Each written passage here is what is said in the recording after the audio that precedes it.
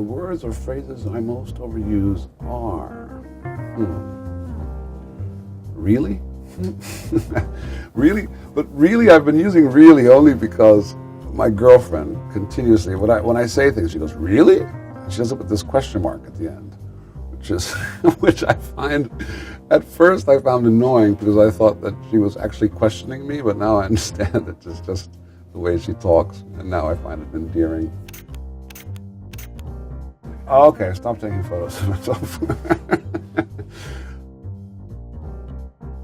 I am sitting here with Danny Huston, who is going to be seen very shortly in Magic City on Starz. This is the second season where he plays Ben the Butcher. Boy, WTF is all I've got to say. I mean, the Butcher kind of gives me away a little bit, doesn't it? Just the name alone, yeah. I mean, the nickname alone. But this is interesting in season 2 because Ben, the Butcher, you see that he is not necessarily in charge. He has someone to answer to. Yes, I mean, the story's opening up a little bit. I mean, he's paternal, fatherly. He just wants me just to cool down and control myself a little bit so that we can deal with business. They're kind of like family in a way, but they're not necessarily men that can be trusted.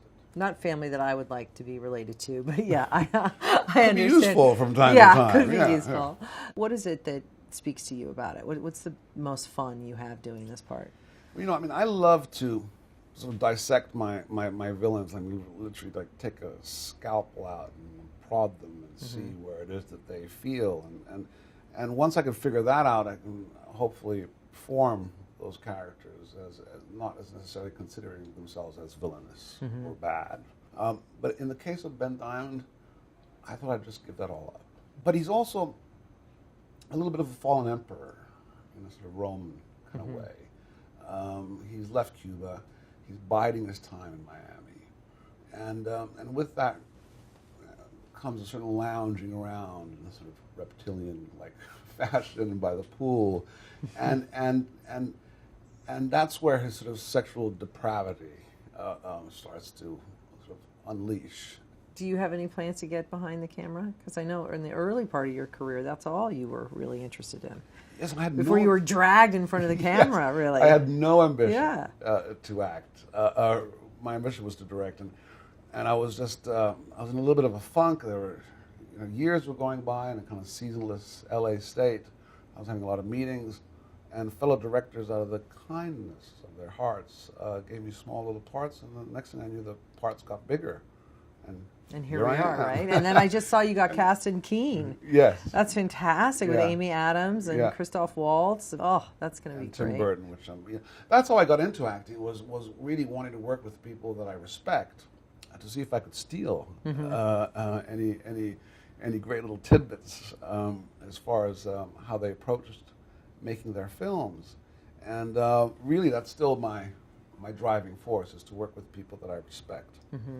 No matter how big or small the part is. I was looking over your kind of dossier, and I hope you take this the right way, because this is a compliment. But it seems as if you were almost meant to be 50. It's like your voice and your body and your hair and the parts have all kind of finally all come together.